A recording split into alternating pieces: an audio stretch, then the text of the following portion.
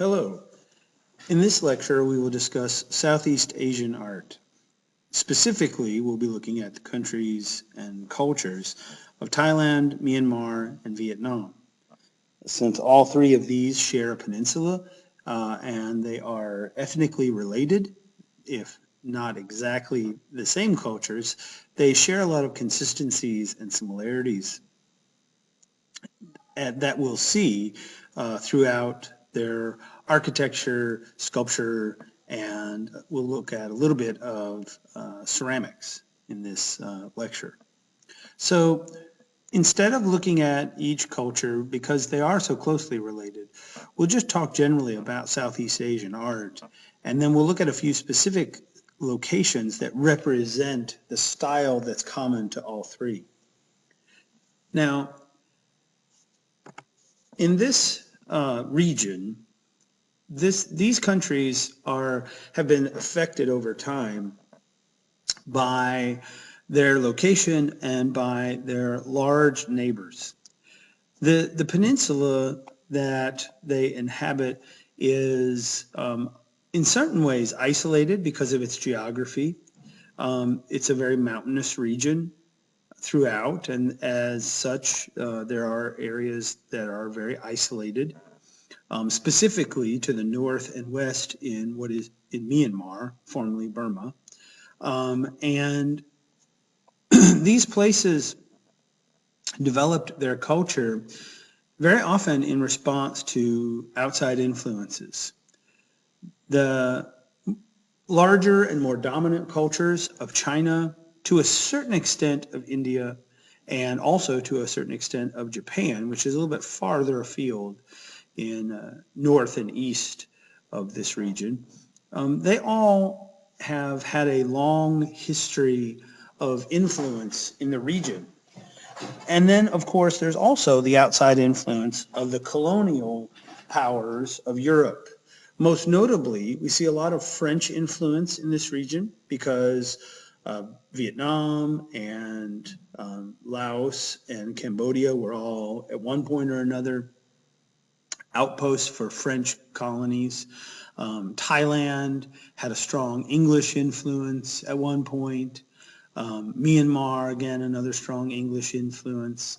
And so as such, we see the closer you get to the 19th century, you see more Western influence. You start to see Christian missionary work in the region. And so they bring with them their culture, and we'll see a couple of examples of some Western influence in architecture. But for the most part, the three major religions that are active throughout the region, Hinduism, Buddhism, and Islam, are all active in this region as well.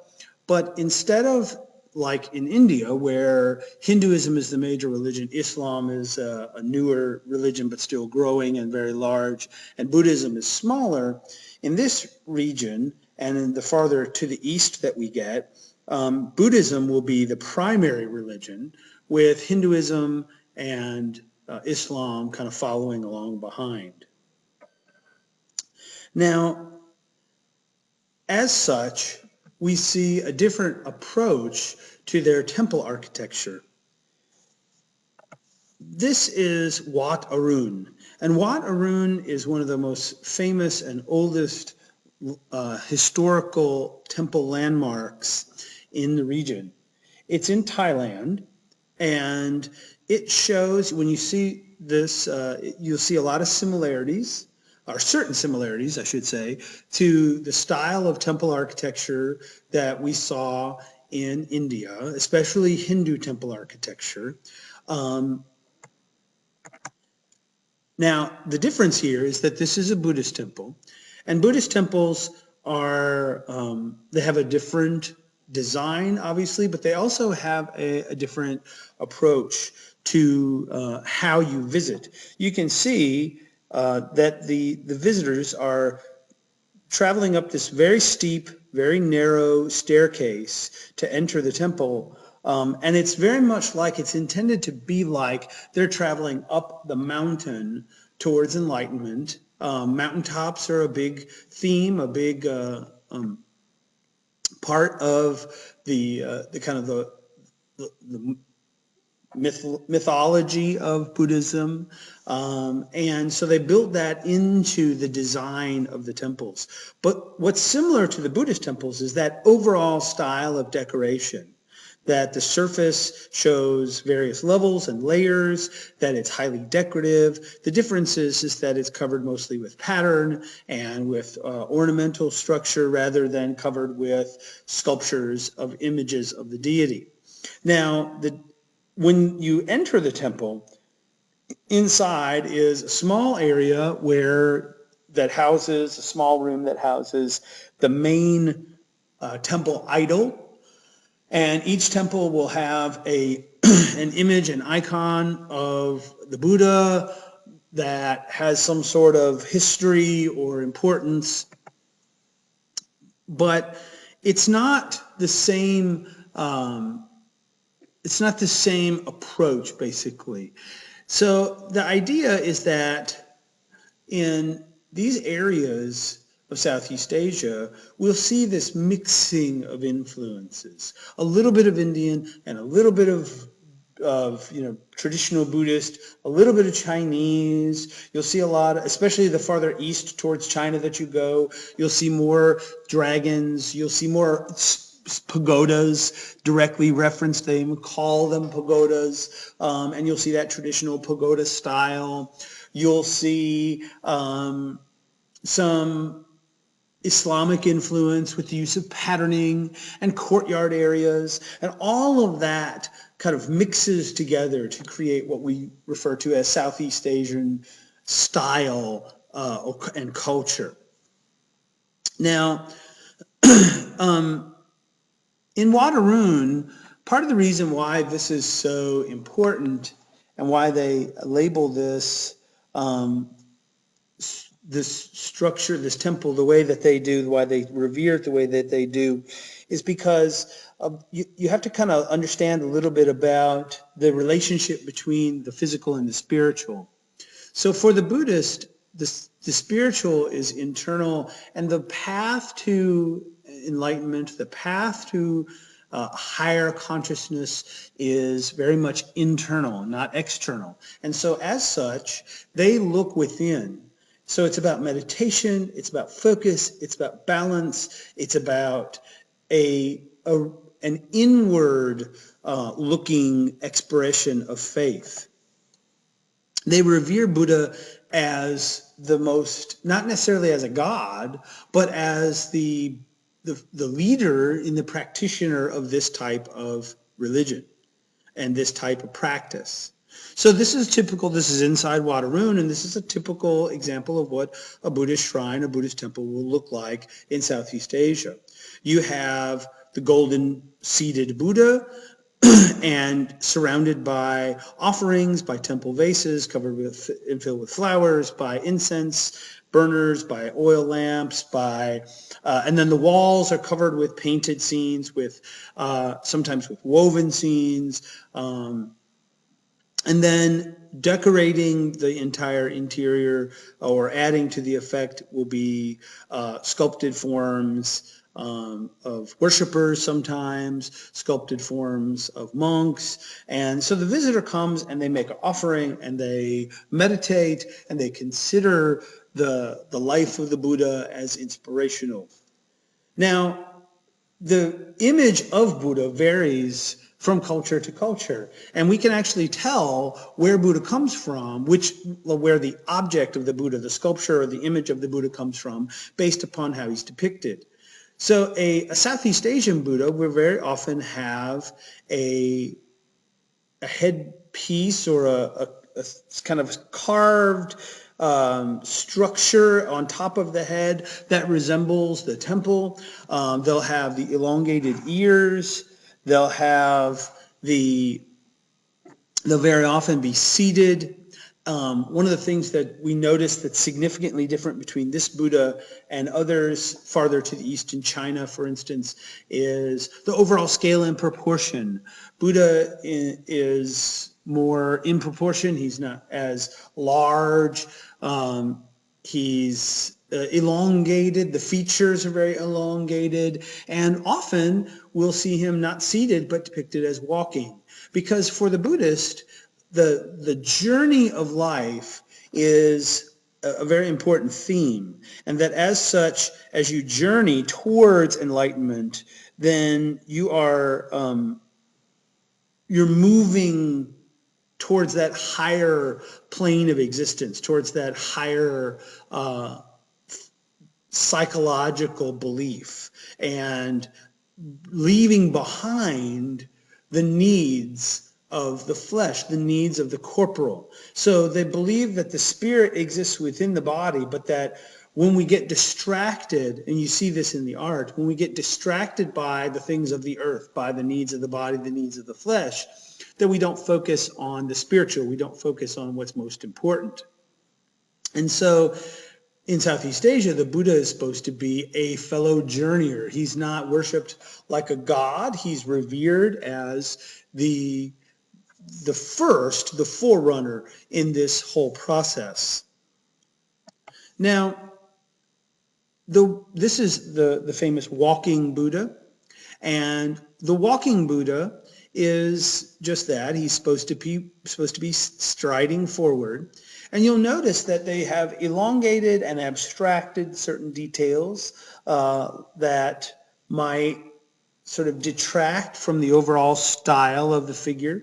There's a sense of that contrapposto, the counterpositioning that we might see in the West in Greek or classical art, but it's not nearly as kind of important to them to be accurate to the physical. It's really because Buddha is not a physical being. Buddha is a spiritual being, and that's what's most important. So it's like they've almost abstracted it on purpose to focus on that more spirituality, which is why the body seems more fluid, and that's important.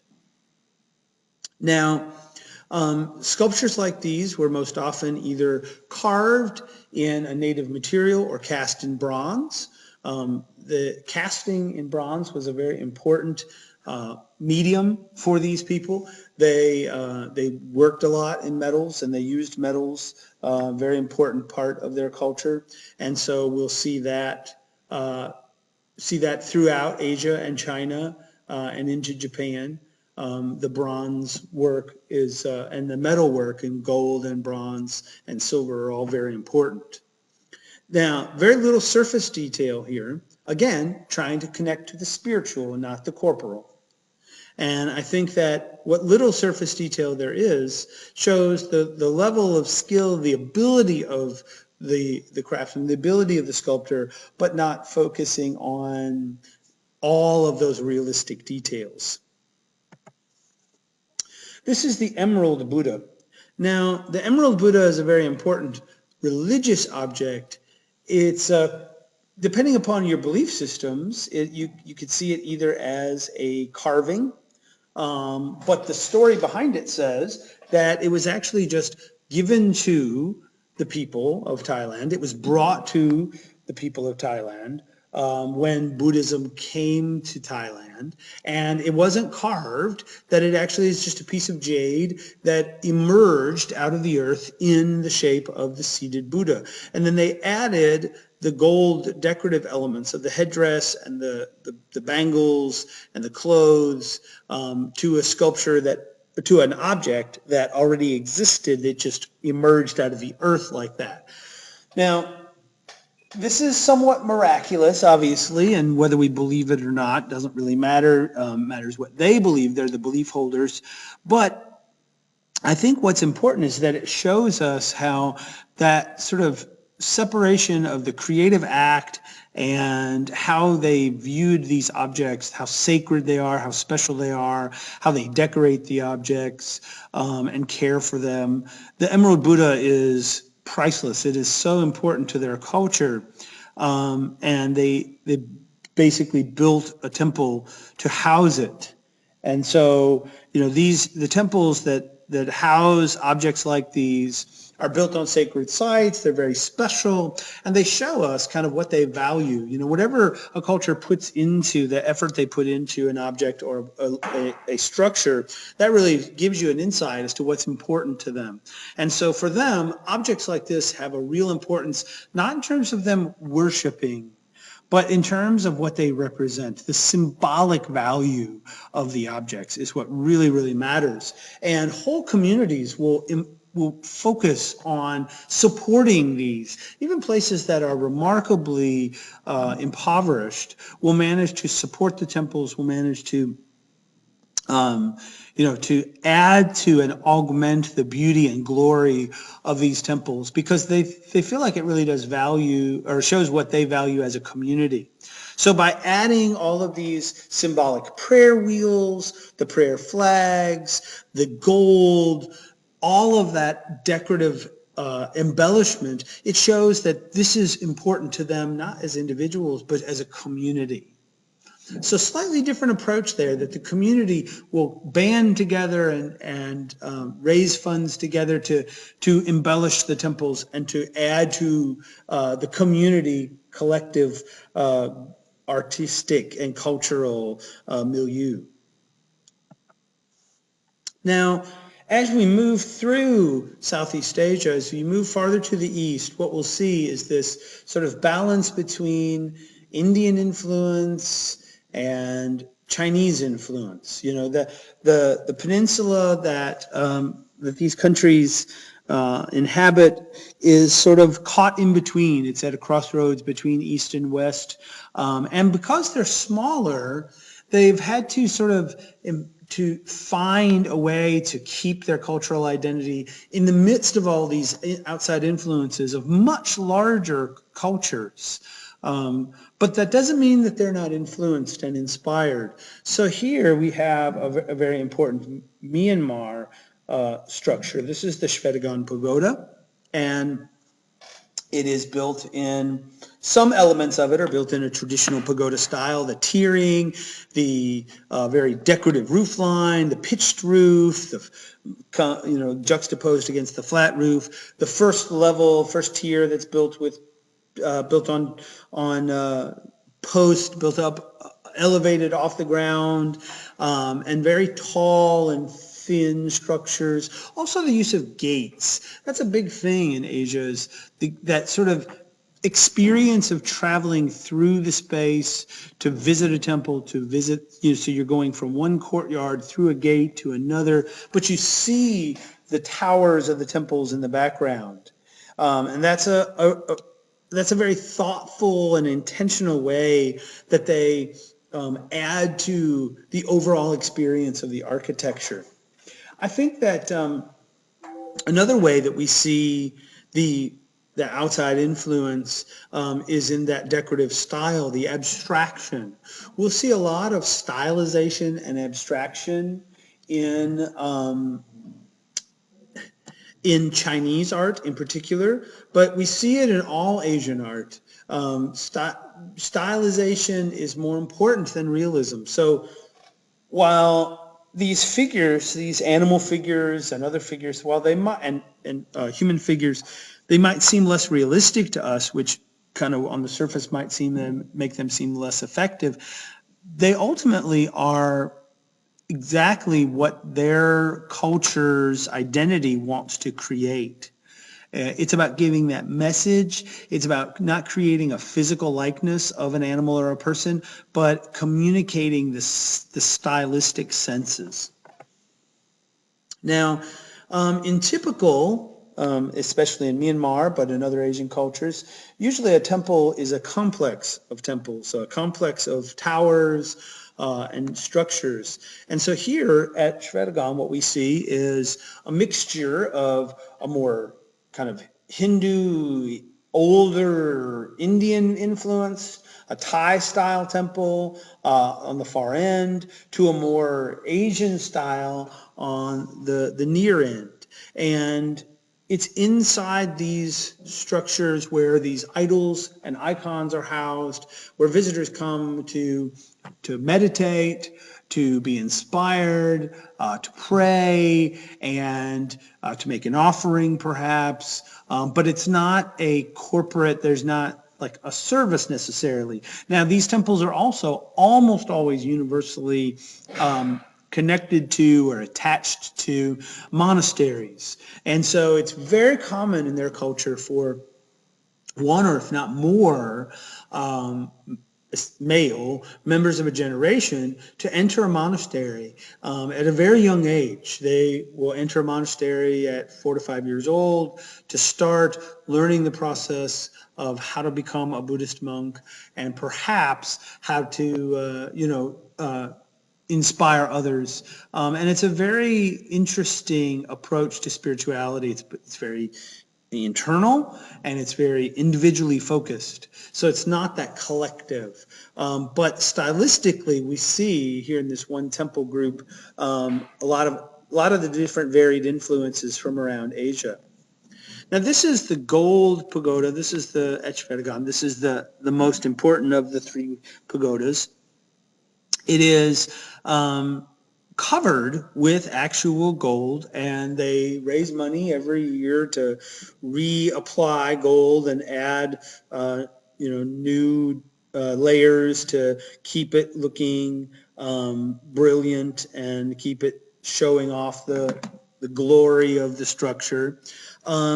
It's also surrounded by these smaller temple-like structures here that represent different families in the community, different groups, and it shows their devotion and commitment to support the temple. Now, the temple itself, you can see that there's lots of different layers, and those layers have symbolic meaning.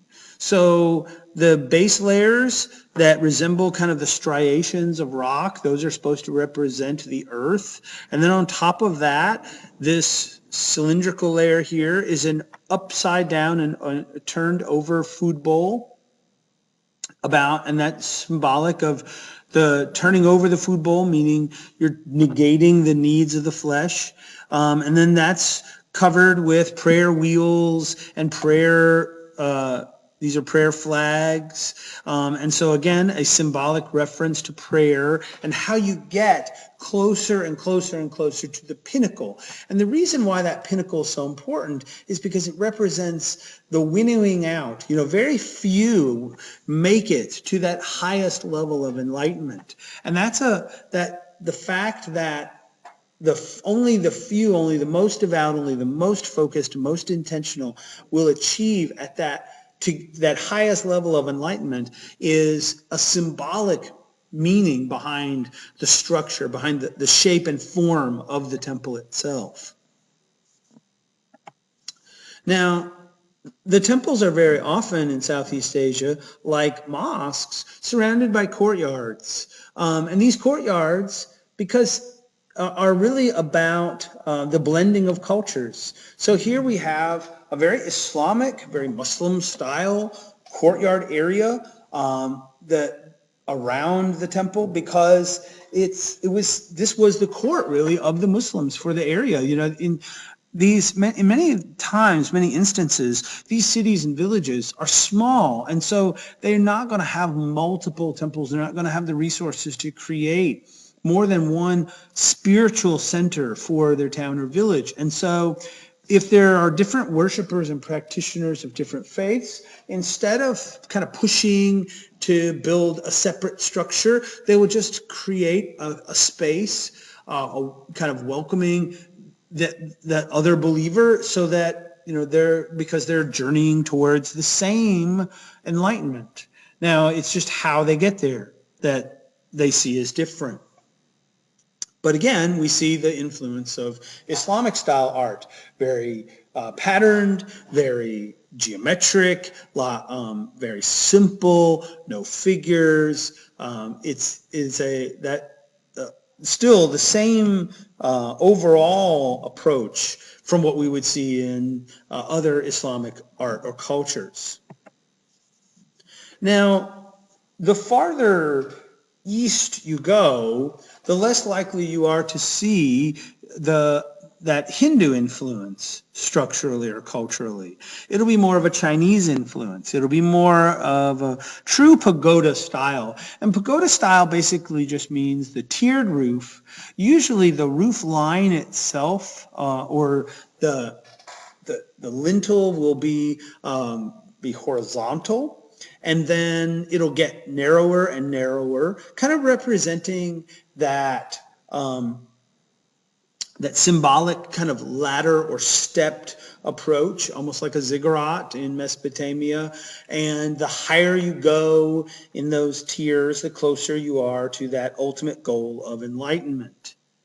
Now, also what we see culturally is a different view of surface decoration and ornamentation. These pagoda-style temples tend to be very surface decorative, but it's a surface decoration that doesn't hide or alter the form of the structure itself. It's just sort of like an addition, an augmentation of the basic form of the pagoda. Now, after this region experiences colonialism, specifically by the French, but by other missionaries as well, we see a strong influence and change. This is actually a Vietnamese Christian cathedral, and you can see that there's some strong kind of almost Gothic style influence, a little bit of the Baroque, a little bit of the sort of the Renaissance in there with some of the pointed structures and some of the structural details, but it still has this very definite Asian feel and approach to it. So what they've done is they've taken the tower and they've altered it slightly. You notice it's not round, it's rectangular, but it still has sort of the pagoda roof line kind of structure, but it much more like you might see on the front of a Gothic cathedral. It's got the two towers with the bells and the all those same elements that you would see in Europe. Now, the ribbed roof line, again, similar in Europe, that would be buttressing to support the roof. But here, it's really just decorative because the roof and structure are not as tall, so they don't need the same kind of support. It's just a reference. So you have kind of the clashing and mixing of the Eastern and Western cultures together. Now, Vietnamese art and culture is one of the, in terms of Southeast Asia, one of the first and primary cultures where we see porcelain work. We'll see a great deal of porcelain work in Korea, in China, and Japan, but we don't see any porcelain, we don't see any, or well, at least not this type of porcelain in India or in places farther to the west. This is important because this porcelain, this ceramic, that it's a white clay, so that white color is the natural clay, and then when it's glazed and coated in a certain way, it allows for a dramatic and very decorative painting techniques to be completed and accomplished. And then this is an art form that is very functional. So these objects would have been used day to day. These are not kind of the typical specialty objects that might be sort of reserved for the wealthy or for only certain individuals. And now, part of the reason why this is also so important is because this type of porcelain work, this type of ceramic work, has come to represent the region. It's one of the most important crafts and practical arts or commercial arts to come out of the region in terms of export. In fact, white porcelain like this, especially the blue decoration on the white porcelain, is referred to as China. And it's called that because the first export ware made for Europe came from China, and it was exported to England, to France, to Holland, to all these places And so the style of the decorations, the in very, very intricate and fine line work, the different coloration that we'll see, the abstractions of various shapes and forms are a big influence in the world of ceramics, and they become the region becomes known for this type of ceramic work. Now, this is known as blue on white china or blue on white porcelain. The blue color comes from the oxidization of cobalt, and so it's a mixing of a natural chemical that, when fired to a certain temperature and covered with the clear coat glaze, you get this bright blue color. And where the blue is darker, that's the result of a more intense application of this glaze. So this is not something that you would have seen in Europe. They did not fire to the higher temperatures. They used stoneware and red clays and plasters versus this higher temperature white porcelain. It requires the kilns, this ceramic does, to be fired to a much higher temperature, which makes it harder and finer and allows the objects themselves to be much lighter because they're stronger. So fine ceramic, fine porcelain is very, very light. So when you pick it up, it feels very light. So, that was one of the things that was remarkable to the Europeans, because they were used to ceramic jugs and clay pots being very heavy and thick and not elegant and not decorative like this. This is very typical of this type of underglazed ceramics, of the decorative details here. What you see on the outside, though, is some simple line work done in blue on the white of lotus blossom flowers, lotus blossom petals in a repetitive pattern. A lot of times the patterns are vegetative, which means they're flowers and petals, and they just depict leaves and things from vegetation. Some of them more abstracted than others. And you'll notice that they reserve the finest level of and attention to detail, finest level of detail work to the interior of the bowl or structure, especially if it's an open bowl or open plate or like this, because that's what you're going to see most of. Now, so this is servingware. It's practical. It was used, which is partly why some of the older objects haven't survived as long, because it was in use.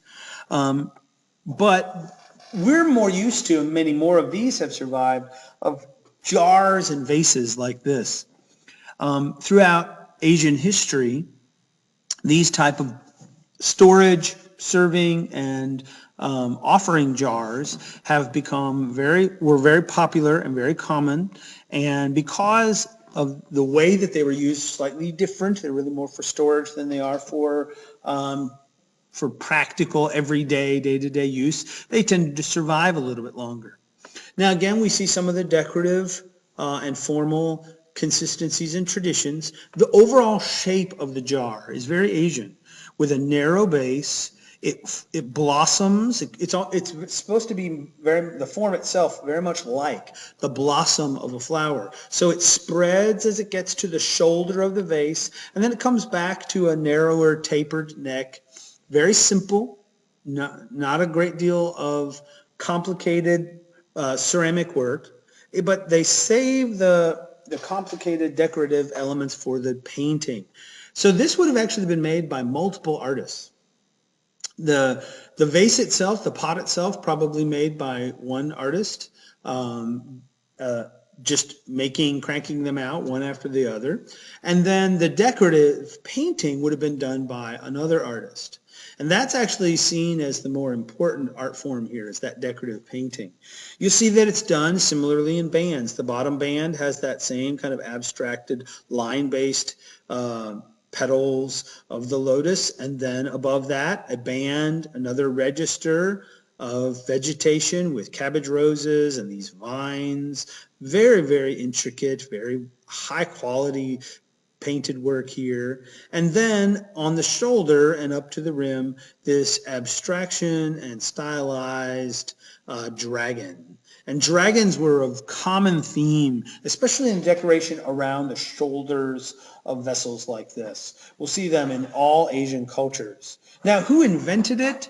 Who invented the ceramics? If you ask the Chinese, they say they did. If you ask the Vietnamese, they say they did. If you ask the Japanese, they say they did.